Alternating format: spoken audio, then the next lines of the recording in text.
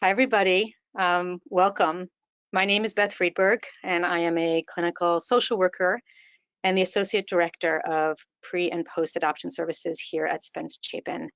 And I am really excited to be speaking with you today about the impact of traumatic experiences on family life and how we work here at Spence-Chapin to support families. I've been working here at Spence-Chapin for over 2 decades, and I've worked in various roles. My earlier years focused on pre-adoption services, and that's our work here with home study and parent preparation and training work. And some of you listening to this webinar are probably at that stage in the process, right? Prospective adoptive parents are really just beginning to learn about what adoptive parenting would be like. And then I transitioned my focus and I spent more years working on our post-adoption services. And those include all of our workshops and trainings and family programming, like our monthly adoptive family playgroups and our mentorship program for teens and just our general events that we have here at Spence-Chapin. And now I spend the majority of my time in our counseling department, and I provide short-term coaching and as well as long-term counseling to really anybody that's connected to adoption. Here at Spence, we work with birth families in our counseling area. We work with adoptees of all ages, and we work with adoptive parents, new parents, parents with little children, all the way up through parents parenting their adult children. Our next slide, I want to begin to try to break down for you a little bit of what I hope I can accomplish with you this evening.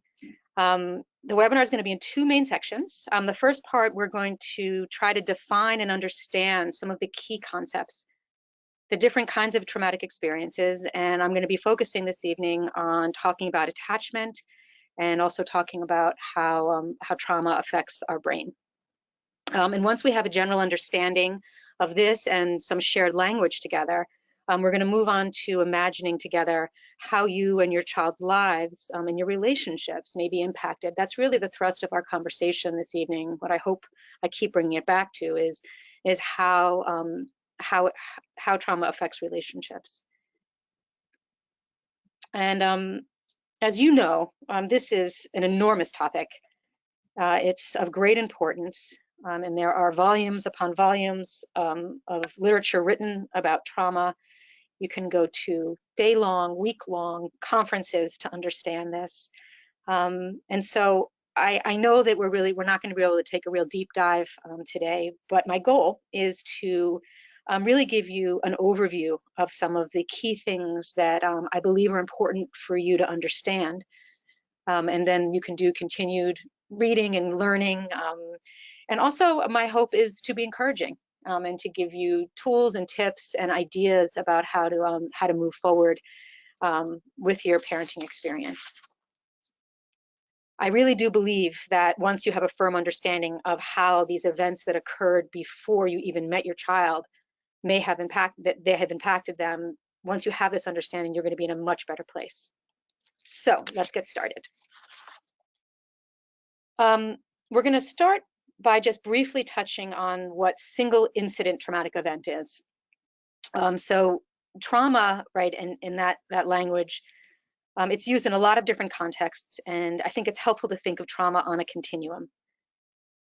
I actually also think that the word is overused these days, as I was thinking of preparing our conversation, right? A lot of times people will say, I had this, it was traumatic at work because, someone took their yogurt, right? Or a kid was, they come home and talk about, throw the word trauma around when there was a crummy test.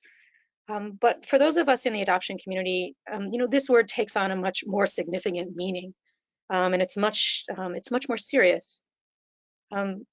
So back to single event trauma, these are like a psychological trauma is a response to a deeply disturbing event that overwhelms an individual's ability to cope, right? A trauma can be experienced directly, right? Something happens to us, or we can see a trauma, we can watch a traumatic event, or we can be exposed, or we might sometimes use the word of like vicarious trauma, or we may just be learning about it and it can feel traumatizing to us or very upsetting to us. And these are one-time single events, and it could be as something like as small as, I don't know, it's not small, but like a health event, a dog bite, something that's very frightening, all the way up to a single event like a car accident, a natural disaster. You can see this very scary list on the right.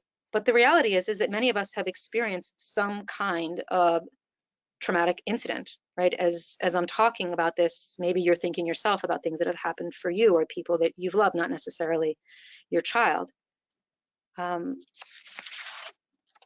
So those of us who have fewer traumatic experiences and are able to address the impact of them earlier, right? Or at the time of the event or sometimes later, we are going to have, we're going to be much closer to the lower end of this continuum, this sort of trauma continuum. And perhaps we wouldn't develop any serious symptoms, right? Although on some level it, will affect our lives. But as the frequency and the duration of a traumatic event increases, so do the negative impacts of the symptoms.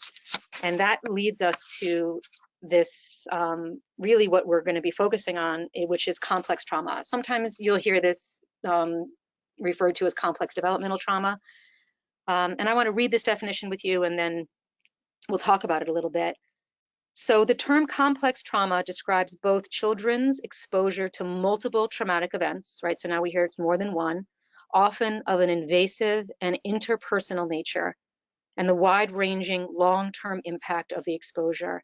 So these events are severe and pervasive, such as abuse or profound neglect, and they usually begin early in life, and they can disrupt many aspects of the child's development and the very formation of self.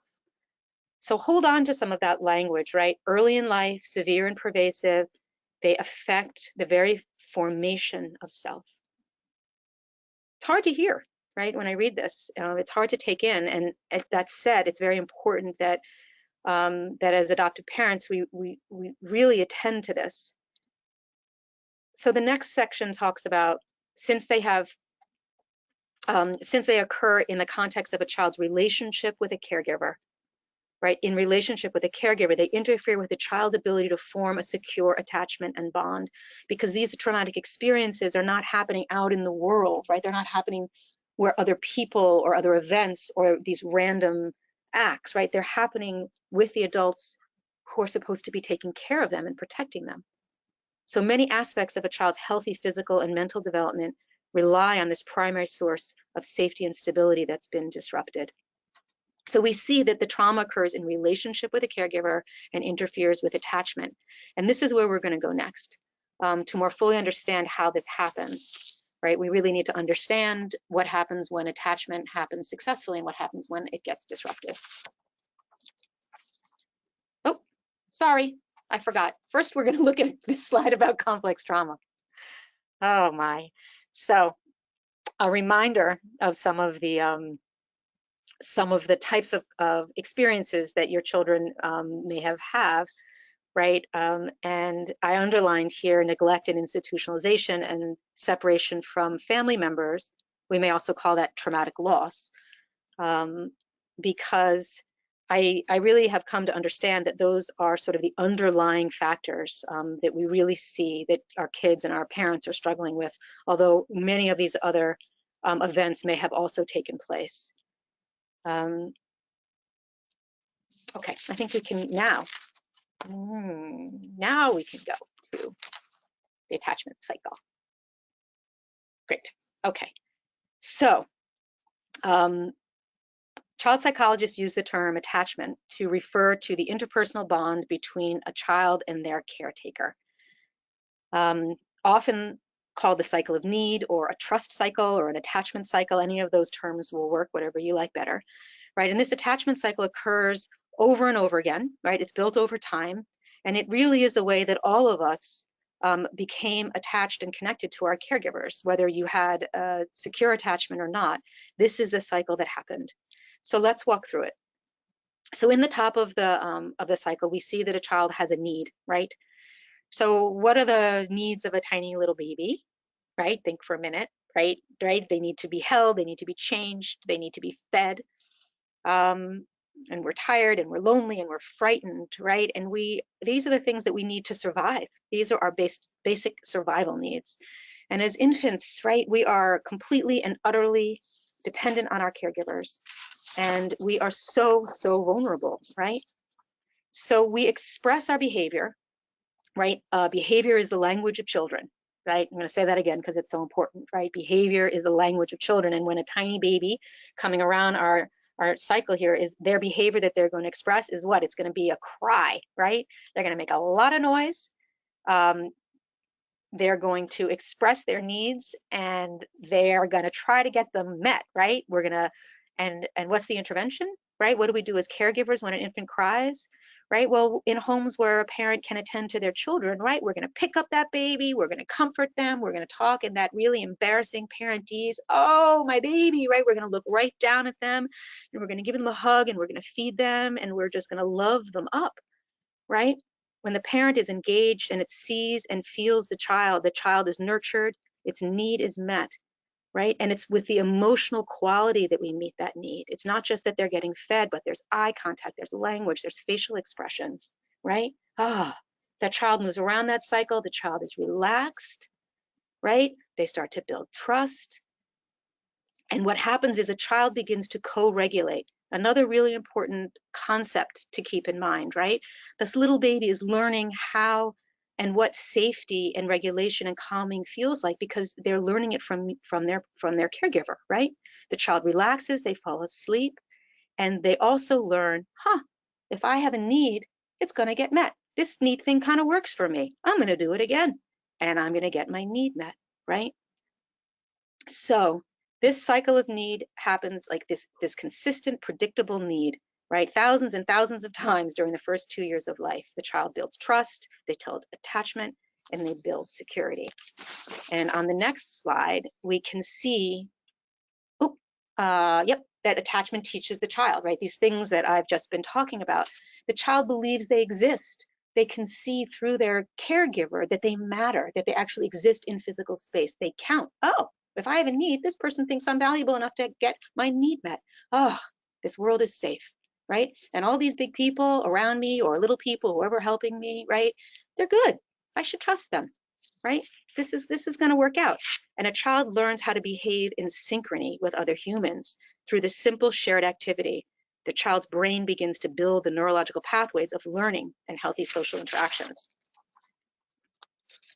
I want you just to think for a minute, but we're not going to have time to talk about it. But if you're taking a note, think for yourself about what your experience was when you were going through your own attachment cycle, right? What happened when you were little?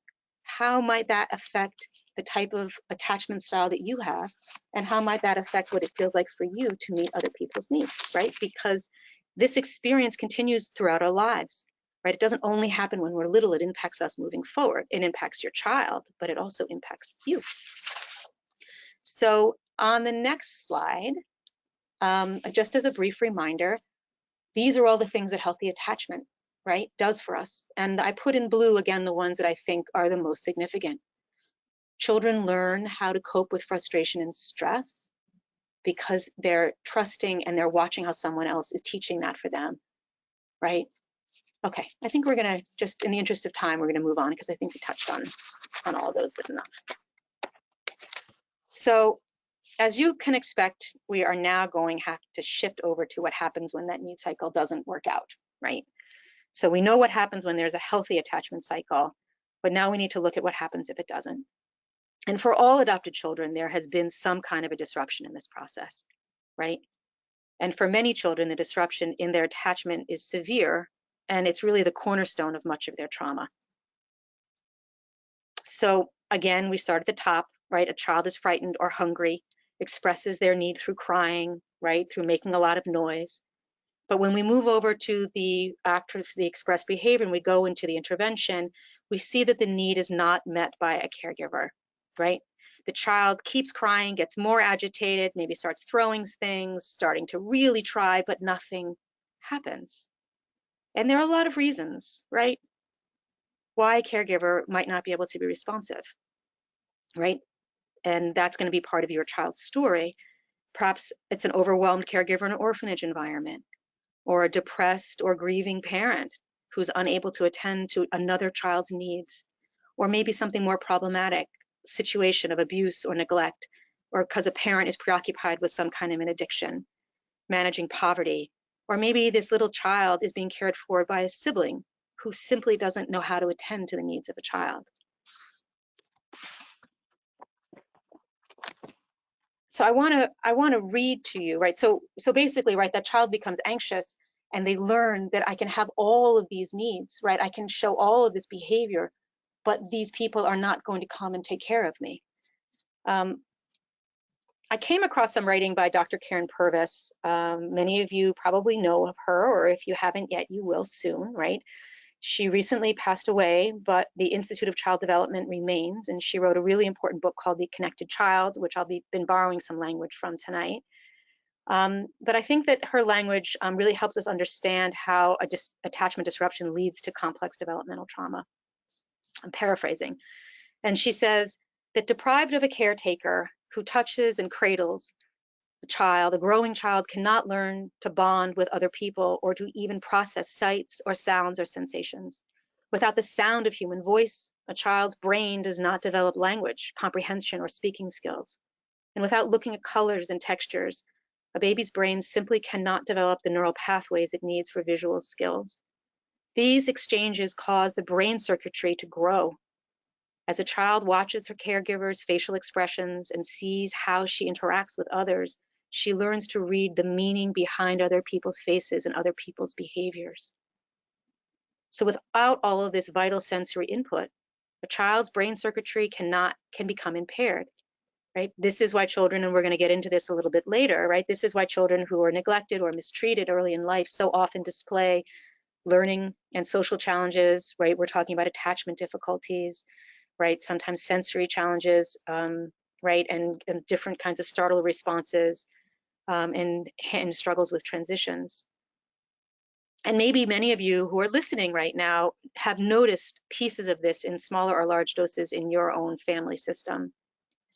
It's really important to remember, though, that when a cycle is disrupted, attachment cycle is disrupted, right? A child is going to adapt to survive, right? And they will learn how to make sense of their world without the consistent presence of a caring adult, right? They're going to learn all kinds of behaviors, self-soothing behaviors, becoming extra vigilant, right? Learning to care for themselves, becoming self-reliant. I'm framing these in positive language because I really want you to understand that your child has this resiliency, right? They're a survivor and they figured out a way to manage. But, you know, the challenge is that the things that they've taught themselves to adapt to are not really effective, right, in a loving, caring home. And that's where we have this conflict, right? Because the way in which you're going to be engaging and relating with your child, it's very difficult for them to receive that, right? So there's a real disconnect. I want to spend just a few minutes now talking about the brain. It should be the next slide. Okay, there we go. Perfect. So trauma and brain development. So in that Karen Purvis description, she already started to allude to this, and I really wanted to show you this slide because it's very easy for us when our kids have such difficult acting out behaviors to feel that, you know, if they only tried harder, right? Or this is manipulative behavior. And when we notice how it's been hardwired into our kids' brains, it really can help us to have more patience and more flexibility ourselves. And will help you get grounded in better interventions. So the first thing that I want to do, and I'm going to move through this a little bit quickly because this is something that takes hours to explain. So you can go on to learn more on your own. But I want us to, and this is also very oversimplified, to notice that the orange section of the brain, right, that's our reptilian brain. And this is the part of our brain that is right in the present moment. This is that part of our brain is right like within this current 15 seconds. And it manages our vital life functions like our heart rate, our digestion, breathing, stress responses. And this is a part of our brain that is very rigid and resistant to change. And why that's important for us to understand is because this is also the part of the brain where traumatic events have their roots and its memories are stored, and it's hard to change. The green part of the slide is our limbic system. It's our emotional center, and this is the part that regulates our mood, our memory, our attention, our hormones, right? It's also very much concerned with self-preservation, and it's our fear responses, right? Our fight and flight, right? You're going to hear that over and over again, our fight and flight response. It's also right here in the here and now, not thinking about the future, not thinking about the present, right? It's just now. Now, I'm calling that violet or blue, whatever. I'm not sure how it looks on your screen, but that's the neocortex, right? This is the part of our brain that's the thinking part of our brain. This is our executive functioning. This is our rational part of our brain. It distinguishes us as humans. It gives us the ability to think about the past and the present. Very, very important. And it's where our morals live, our ethics. It's where we develop judgment. And this is our flexibility, and this is the place where we learn, right? So what we want to understand is that children who are under constant stress, who are growing up afraid, are in a persistent state of fear and anxiety, they enter a heightened state of awareness, right? This hypervigilance, which activates the limbic portion of the brain, right? That's the part that's the old part of the brain that I was just talking about, where emotion is regulated. And this causes the brain to release various stress chemicals like cortisol, right? Sometimes toxic levels of cortisol throughout the body. And this constant state of alertness places the mind and the body and the soul in harm's way, right? By causing the body to enter and remain in a chronic state of fight or flight. And this is where many of our kids live constantly, right? Our child continues to experience symptoms and relive the trauma in their mind, and their ability to cope with situations and emotions becomes overwhelming. What happens is we become preoccupied with this, right? With managing our stress responses and trying to keep ourselves regulated if we've experienced trauma. And it makes us, it's almost nearly impossible for the rest of the brain, that thinking part of the brain, that logical part of that brain, to get online, because we're sort of hijacked, right, by that. And you see this played out very often with kids in school settings, right, where they are unable to take in new information. Because if you look at the slide, right, a typical developing brain is going to be from the top down, right? We're top heavy. We're mostly functioning in our prefrontal cortex, our executive functioning, right? We're living in the past, we're living in the present, we're living in the future. We're able to sort of organize our thoughts, and we understand cause and effect, right? We make decisions based on what the consequences will be. But many of our kids who've experienced trauma are over on the developmental trauma side, and they're working from the bottom up. So they're bottom heavy, and they're constantly functioning in that survival mode or in that regulation mode. Look how tiny the cognition part is, right? It's so hard for them to get there. So imagine, try to hold these triangles in your mind when you're thinking about why your child might be functioning, right, on constantly going from 0 to 100. They're living in this, they're going bottom up. It's like things are getting hijacked. They're always living in that survival mode. Okay, I think I'm going to leave it there for this, and I'll talk a little bit more about that later on.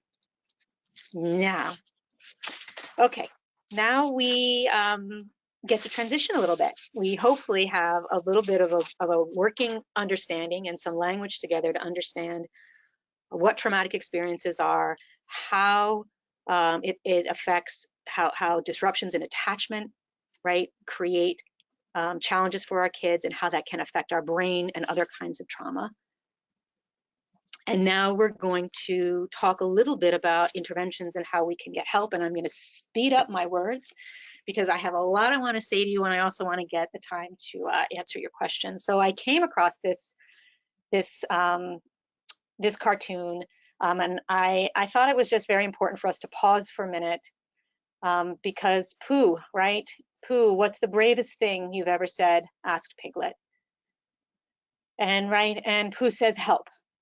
And we know that it's really hard for our children who've experienced trauma to allow others to help them, right? Even though they may need it, and even though they desperately want it, they built up a protective shell around themselves in order to survive, in order to adapt. And it can be very, very frightening and very scary to allow someone to help them, because that means that you need somebody And if you need somebody, what happens if you leave me, right? You can see how that happens. Right? Your child they need to see themselves as powerful and as strong and as in control, right? That's how they've coped. I, would also say that parents need to feel that way too, right? It's hard for us as parents to also believe that we need extra help to manage. We try very hard, we have our pride, and we really want to believe that this is something that we can do. And for many adoptive parents, we've worked really hard to be adoptive parents, and sort of have really felt that we could prove, my gosh, you have to prove it to your agency, and you have to prove it to the home setting. Maybe you have to prove to your peers and your partner that this was something that you really wanted and that you could handle. And then when things get really rough and hard, it's not easy to always reach out for help. So I wanted to tell you a few of the main things that I've experienced parents coming in to need help on. As you look through this list, some of these other pieces might jump out at you, but I really wanted to talk about loss just very briefly, because I hear a lot about that in my session room for parents. And very often parents will come in because they want their child to get help, but we end up working with families and the adults. Sometimes I try as long as I can, because that's sometimes where some of the best work can happen until I meet the child, because you are your child's primary person, right? And our ultimate goal is to have them be connected and attach and feel safety with you. So losses that parents sometimes bring into the room. Oh, loss of being able to meet your child's need. That's hard, right? Maybe the loss of just having life be easier. It's exhausting and tiring, and it's not maybe quite what you imagined. And sometimes also we get a reminder of our own past losses and traumas, right? It can be triggering for us to be closely connected to someone that we love who's going through such a hard time. It is so important that we as parents get our own support and have the time to process what's going on for us. It just gunks up our capacity to see our children for who they are and what our needs are, because we're understandably sort of looking through our own lens too much. It gets pretty foggy. So it's really wonderful to be able to reach out and to get some support for yourself. Another big thing that we hear from parents is they're feeling socially isolated. They can feel very alone and very lonely. It can be hard to get childcare, either because a child won't let you separate from them, or because it's very difficult for some sitters to be able to manage your child's behavior. It's also very hard that other friends, people who you were very close to before, just can't quite understand what you're going through, and maybe they judge your parenting. They have all these ideas about what you could be doing differently. It can also create some separation between partners. If you're parenting with a partner, it can create a lot of stress, and there can be loneliness within that relationship. And I really want to remind you that I think one of the only things that I've really heard adoptive parents say that's helped them is talking to other adoptive parents, getting connected with an adoption community, or of course a great therapist who understands. But going to a play group, going to support group, going online, and connecting with people who just really have walked your walk and get it. So I want to now talk to you a little bit developmentally about what's going on for your children. And here you see the impact of trauma on a young child. And I want to just give you a little bit of information now about how you might help a child who has excessive fears or separation and anxiety, because this is something that I see is probably one of the main ways that kids express what's going on for them, is it comes out in anxiety and in fears. So as an example, right, we'll just sort of think of a child named Eric, right? Maybe this child was adopted as a toddler, and we know that their very basic needs were met, like food and shelter, but multiple caregivers experienced the emotional neglect that of course would come with that, and many disruptions to attachment. And so this child is about 6 or 7 right now. And the way we could imagine a child like this trauma showing itself is with fear and anxiety, right? Very closely attached to a caregiver, right? To her mom or to her dad, but crippling worries, right? Worries that she could be separated from the person who she's finally become dependent on, worries that she'll be left. So separating and letting go into sleep becomes troublesome.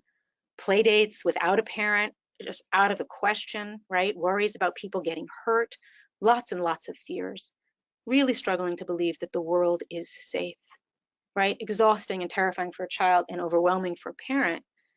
And some of the things that we can do with these kinds of concerns, the first thing is information education. It is amazing how much kids can take in and understanding when you break it down and give it to them in childlike language, to understand what happens when their amygdala, right, their primitive brain gets overactive, and ways that they can learn how to settle down. Right? We do a lot of work teaching kids how to talk about their feelings. Kids who've experienced trauma don't have voice, don't have a really hard time understanding and labeling and talking about how they feel because they don't actually even maybe know what it feels like for them. So we do a lot of work with feeling charts, with feeling games, and you can do that at home as well. And one of the main things that we really do is improving attachment, right? Building this sense of confidence so that a child begins to believe, again, that adults are safe. And then in time, they'll begin to believe that actually they can be more self-reliant and that they can care for themselves. Ways that we, approaches to healing that maybe many of you have been, are aware of, I referred to Dr. Karen Purvis earlier, the TBRI approach. I also wanted to make sure you knew about the dyadic developmental psychotherapy, which many of the therapists here at Spence-Chapin are trained in, and also TheraPlay. And really what all of these interventions have, and this content is very accessible to parents. There's a lot of books written for parents and for professionals. It's all attachment-based work, right? And theory and brain science like we've been talking about. But this last part I really want you to think about is because it's all about creating joyful, positive, reparative exchanges with your child that really rebuilds the trust there. That's dangling there at the bottom, right? It's all on its own because it's so important, right? That's what's actually really going to rebuild the trust. And we can see that in this next quote, which is from TheraPlay, right? The key component for parent-child interaction that promotes attachment with children is being emotionally attuned, being interactive, and physical play. It's really true, right? Sounds too good to be true. But play entices the child into a relationship and introduces an element of joy and excitement. So I'm not talking about just playing with your toddler, right? This is playing with school-age children, playing with adolescents, playing with our adult children. But when we're talking about play here, we're talking about play with complete attunement, right? That's a word you see at the bottom of the slide, being in sync and co-regulating, some of the language that we've learned already. This means completely paying attention to your child, letting your child actually lead in the play so they're more in control. And then maybe you lead in the play, not doing anything else when you're with that child. Right? No telephone, no folding laundry, no, I don't know, whatever else, no cooking, right? We're not multitasking. We are just down with our kids, on the floor, eye contact, being right with them. One of the most important things we can do to do reparative work, right? Repairing these breaches in attachment is to be with our child and let them experience, let them see the joy on our face, let them see in us the joy they bring us so that they begin to borrow that and they integrate that into themselves. So moving right along, you can tell I care a lot about this, but we just don't have time to get into it all. So these are some attachment-based activities you're very probably familiar with, including playing. Right, a wonderful attachment-based book. If you want to read the writing of Deborah Gray, she talks about a lot of these things. So you can just sort of read that a little bit. Okay, I want to get into my next section with you, which is introducing you to the arc of a tantrum. And let's do a little time check. Okay, I have enough time to get into it, good. So impact of trauma on a school-age child. One of the biggest things that parents bring into us is talking about how their children are having trouble with regulation, right? Having trouble with impulsivity, emotional regulation, dysregulation, trouble with control. I like to sometimes call it coming undone. We all struggle with this to some extent, but we can already imagine that when we think about what's happened to our kids' brain chemistry, right? Why kids who've experienced trauma may struggle with this a little bit more. And I want to introduce to you, oh, wait, one point I wanted to make is that one of the reasons tantrums, right, are so difficult for parents is because they're so visible and they don't only happen in the privacy of our home, right? Tantrums like this can happen out in public, they can happen in school, right? They're exhausting and they're frightening, right? They can be frightening for parents, and they can also be frightening for a child, even though they might not be showing that to you, right? It is very worrisome for kids when they become dysregulated, right? And so we really want to do our best to help. Over time, it can take a very long time to start minimizing the duration of a trauma, and also starting to minimize like how high the peak goes. So to illustrate this for you, I wanted to show you one of my favorite visuals, which is created by Katie Malinsky, and I want to walk you through this and think together about how, when you understand a tantrum in this way, it might be useful for you.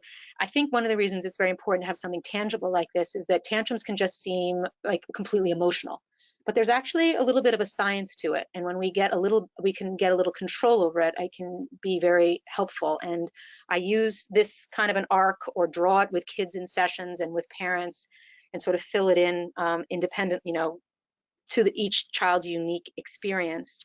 And it really works. So let's start on the left side over normal, right? Whatever normal means these days, right? And you can see that this is really representing for us what it feels like before we are experiencing any kind of a trigger. But hopefully you can read on the slide, it says, at first there's no tantrum, though perhaps there are some predispositions, right? And so we've just spent the last, half hour or so really talking about what your child is predisposed to, right?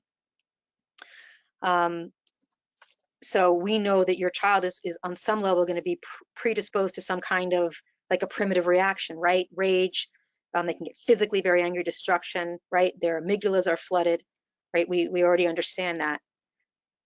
So there is a predisposition.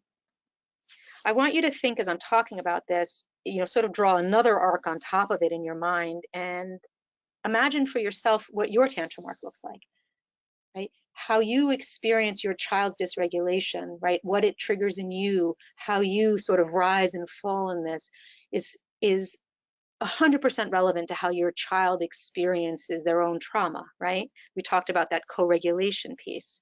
So think for a minute about what your triggers are, right? What your triggers are when you were younger, and maybe what your triggers are now. And we won't really have time to get into that today, but you can think about that later on. So we are at this state of normal, and then we see sort of this fingers coming down, and then triggers. Very important term, triggers, right? Triggers are basically the activation that occurs when a child is exposed to a reminder of an earlier trauma, right? Such as thinking about it or dreaming about it, right? A trigger is a response to a perceived threat, which may not seem threatening to others at all, right? You as a parent don't see anything, but the child, and you have to believe this, the child truly perceives something as a threat, right? Or it could be a response to a generalized reminder, right? I could tell, right, just a reminder of something. Long after the original traumatic event, sights and smells and sounds and tastes and physical sensations can remain powerful reminders. These little tiny bits of memory, right, a smell, an image, right, these can be very severe triggers that activates a child's fuller recall of a trauma. And it's really upsetting, these disturbing events.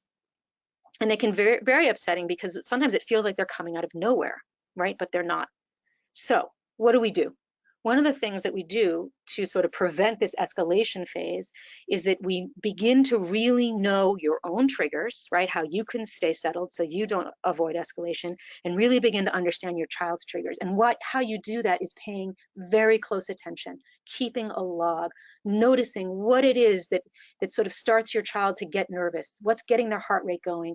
You're looking at their pupils, they're getting, more dilated, their fear is coming in, right? Is it the smell of rain? Is it the smell of a fire? Is it transitions, right? These little mini losses.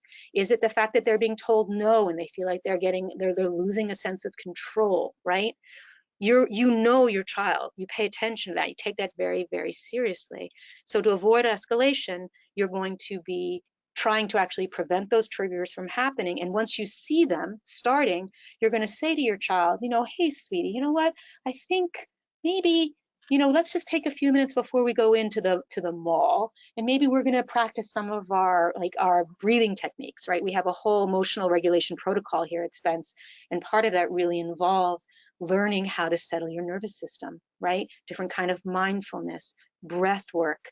Oh, a colleague of mine today gave me a breath vapor stick, right? Just breathe that in and just immediately, right? My association with that just settles my nerves very quickly, right? So you'll build in things to help your child to avoid going into that escalation stage. But sometimes it's going to happen, right? We all know that. We as adults, that happens also. So that's when the tantrum and the behavior reaches their max, right? When the child is in a state of dysregulation because that higher functioning part of their brain we were talking about, right? That executive functioning prefrontal cortex is offline, right? Basically, they're in flight or fight. And your job at that point is to wait it out, right? To keep your child safe, right? To make sure that they're not going to hurt themselves. And what you're not going to do right then is you're not going to lecture, right? You're not going to try to reason, because remember, there's no reasoning going on, right? This is pure like hijacked brain, right? You're going to keep your child safe, and you're going to be patient, and you're going to be kind, and you're going to be empathic, and you're going to wait until that child begins to calm down. And when the child is calming down, you're going to be using some of those same techniques that didn't work, right, in the escalation stage, right? Those relaxation techniques.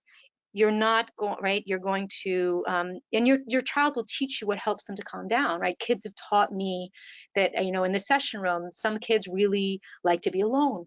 Some kids like to be very close to their parent at that point and just want to hear their parents saying, I'm right here when, as long as it needs for you, as long as you need, right, to settle down, I'm going to stay right here with you. You're not alone, right? Some kids really need to know you're present, but they don't want you touching them. Some kids can tolerate touch. Some kids need to go cuddle underneath a blanket to be quiet, to have a little safe place in a closet, right? Some, to be with a stuffed animal, to read an audio book. Like, we want to help our kids know how to settle their own nervous system. What an amazing sense of control that gives you, right? For a child to say, you know what, I don't want to be with you right now. I'm going to go, calm myself down in my bedroom. Wonderful, right? On some level, they're taking charge of it. They know what to do. So kids are sometimes exercising, sometimes there's food right there, right? A glass of water. And then there's something on here, it says back to normal, but really what I want to, right, that's when the brain is settling, basically a state of normal. The piece that's not in here that's crucial for adoptive family life is the place of repair, right? A reparative experience after some kind of a coming undone.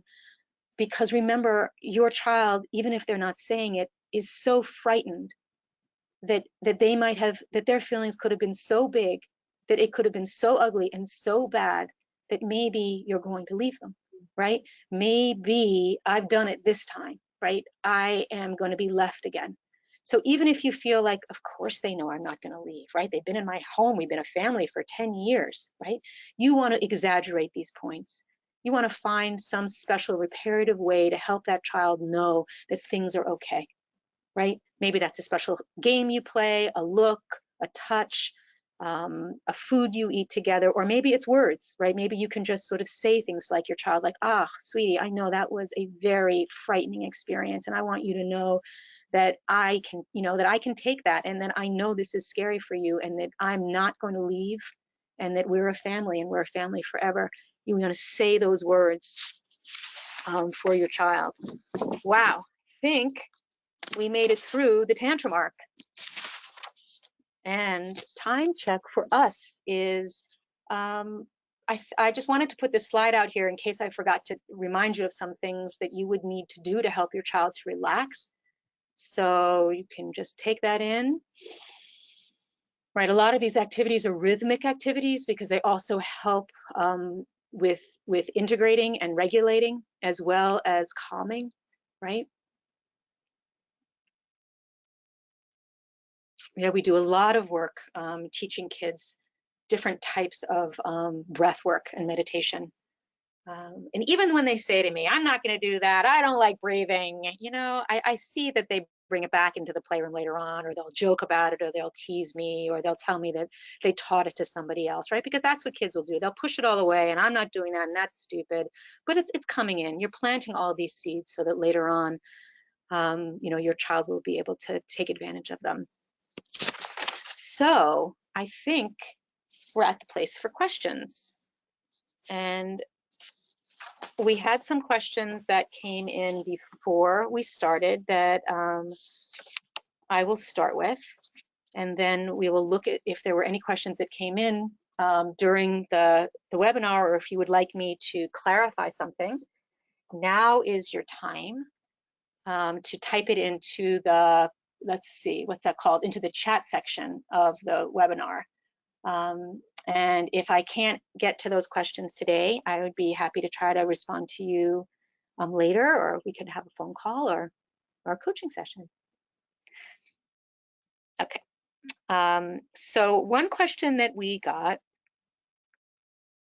okay, is how do I better identify the difference between negative early trauma responses and their behaviors and meltdowns and tantrums, right? Both either that can include, right, hitting or throwing things and kicking and biting, right, screaming and crying and raging, right, followed by shutting down for a period, right, especially when told no.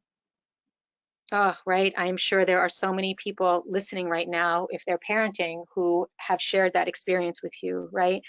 Because when our kids are becoming dysregulated, as we were just talking about, right, it is again from that bottom up, right? And it's very difficult for kids to respond to any rational thinking.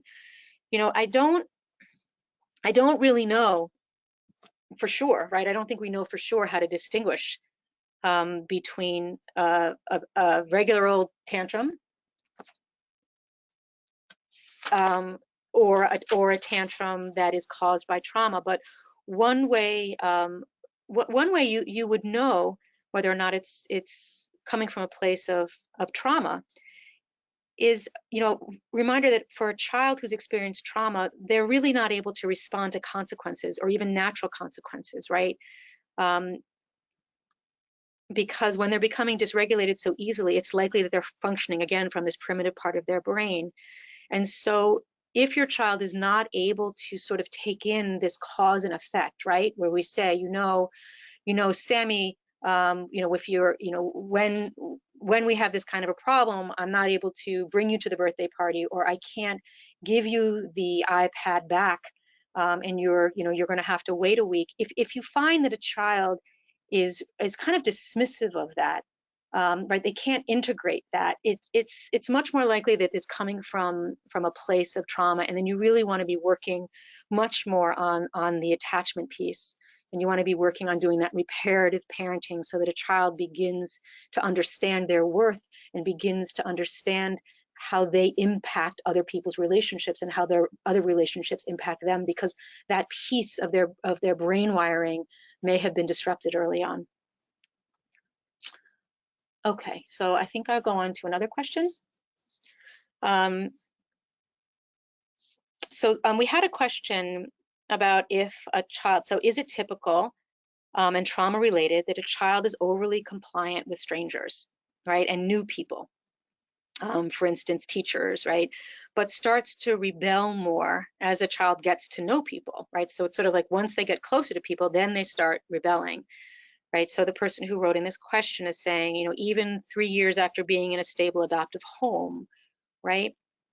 And I think that we you know, have that experience a lot where parents are confused because it feels like the child has been home with them for long enough that some of this reparative parenting, right, would have taken hold, and the child would sort of be able to move through this a little bit easier. And, you know, to quote Karen Purvis, I think her line at one point was, you know, this is not a sprint, this is a marathon. You know, this type of work takes years and years and years, and a lot of patience. So to try to get back to your question, my thinking about it is to keep in mind that kids are very likely to kind of have a honeymoon in different relationships, right? They're sort of putting on their best selves, and you know, sort of it's easier for them in the beginning because they're more superficial relationships. But when a child gets closer, right, and the child can become more frightened and scared of this kind of intimacy, and begin to test it. And you may see this in your own parenting experience, right? When you first were connecting with your child, and they begin to test it, and the child will begin to make things difficult, right? They may start like pushing back, doing things to sort of intentionally, it can feel like intentionally be annoying and being very difficult. And part of that can be understood is the child basically saying, like, I was mentioning this a little bit earlier, like, can you handle me, right? Are you capable of really seeing all of me? This is a way also that a child can control the trajectory of a relationship, because if a child sabotages the relationship, makes it difficult, right? They're able to get out of that relationship before they get rejected, right? And we know from our conversation today that it is so painful to revisit those feelings of shame and rejection that a child is going to do whatever they need to do to avoid that, right? And that can look like all kinds of behaviors, of lots of not truth telling, right, or lying or avoidance, and not at all coming what we would think clean to owning or taking responsibility for themselves, because it creates too much of a vulnerability to them. But this really will improve as a child develops trust. Over time, a child will develop trust in others, will begin to trust in themselves, and they will begin to believe that they are lovable and that they are worthy of being cared for, right? Because you're going to be showing them that through all this wonderful reparative work, and they'll be able to dip in a little bit more into relationships, with friendships, develop better social skills. Now, a final question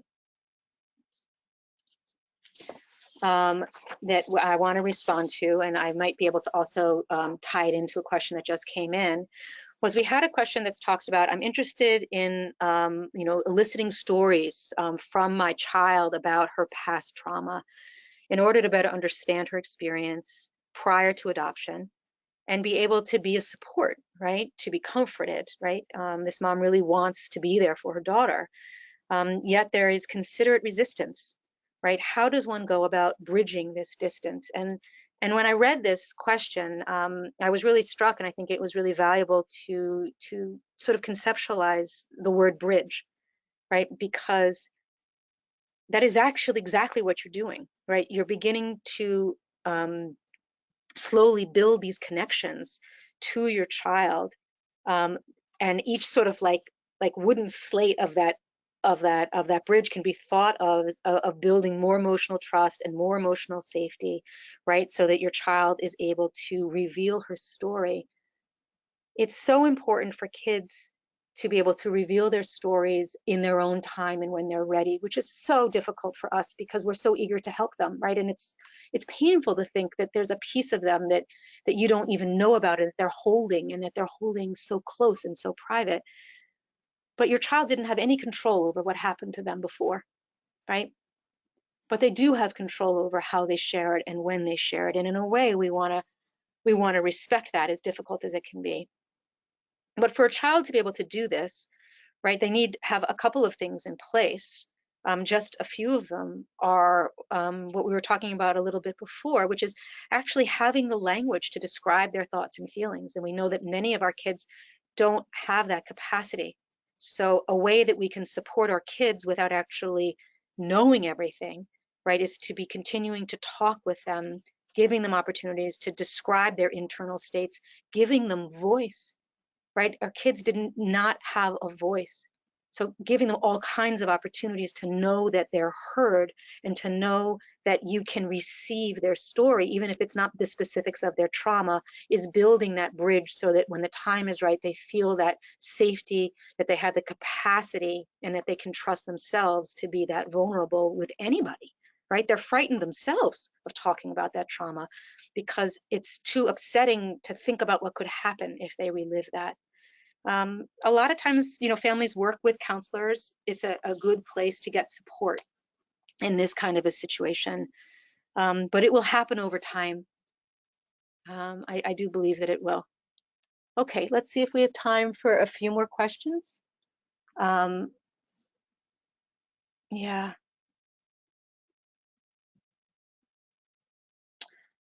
When the parent is not ready for the repair phase. Oh, right? So a question came in, right, where could we talk a little bit about what happens if the parent isn't ready to come back? I'm not exactly sure what you mean by this, but I will talk about it from what I've heard from other parents, and hopefully it'll speak a little bit to your question. Um, so a lot of times our parents themselves are experience their own trauma by being in relationship with their children. And that after this exhaustive tantrum, right, where everybody is drained and maybe some frightening things were said, right? Kids say all kinds of terrible things when they're in a dysregulated state, right? For those of us of adults, right, you can probably remember some terrible things you've said to people if you've been feeling out of control, and think about it in a much more extreme situation for your child. So I'm guessing that some pretty painful things experienced during this trauma, and parents are really not ready to sort of come back. Um, yeah, I think that it's important that we communicate to your child. Oh, I'm having trouble answering this because part of me wants to say there needs to be a part where you kind of fake it, right? Not fully fake it, right? But be able to do your own work on yourself to learn how to get practice in regulating so that you can say a few things to your child at that point, right? So we can tolerate our own rage and our own pain at that place, right? So we're not slamming doors, but to be able to say, you know, we both just went through a lot. And why don't we both take a few minutes, right, to do some calming down, and let's connect about this later, right? Maybe we'll talk about it tonight, or maybe tomorrow after school, right? When I pick you up, we can revisit this because, so you want to give some kind of a message to the child that your relationship is not ruptured in some kind of a way, right? You don't need to go deep into a big conversation, but it is really important that that there isn't a detachment at that point completely. So you want to put some language around that, right? I'm sorry, that this happened. This was a really, difficult time. You know that you and I are going to have a chance to talk about this, but why don't we both take a little bit of a break? I need some time to calm down too, right?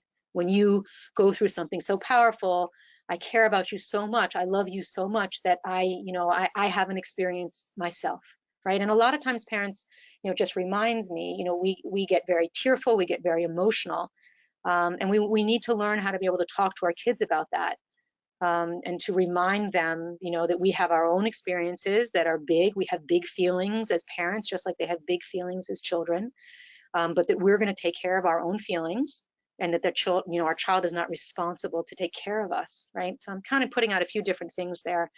But I think the takeaway is that you really want to do your best not to have a rupture in your relationship at that point, to come back at some level to do the repair. Well, oh, I thought I'm not going to do. We're done? Yeah. I wanted to, I'll just answer this last question very, very, very quickly, which was that someone had asked, what might we need to wait out, versus seek some kind of intervention for our kids. And that gives a really lovely segue for me, to remind you that, it's always a good time to reach out for help. I mean, it doesn't mean that it needs to be, weekly, therapy sessions with a very big intervention. But if you're feeling at all like, your child is experiencing something that's really impacting their capacity to, to function well, right? And we sort of say affecting their daily living. Or if you yourself are feeling like you're carrying too much stress or too much anxiety because you're absorbing this with your child, I really do encourage you to get a little bit of advice, whether that means, getting a recommendation for a really good book, going online, reaching out for just a brief coaching session, which is one of, I think, an incredibly effective way to not, to just sort of, again, dip into getting some kind of support, or whether it's ongoing counseling that we offer here at Spence-Chapin. Just as a reminder, we also offer a lot of wonderful social and educational programs for children, for teens and adults, to give everybody some connection and some community. And kids really do so well when they learn from each other. I mean, that's some of the best place for healing and for validation. and of course, all of our other pre and post-adoption services. I want to thank you for spending this hour with me, and I hope I've given you some of the basic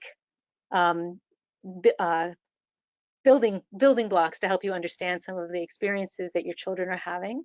If you'd like to talk more with us, our phone number is right here on the screen, as well as our email and our website. So thank you very much.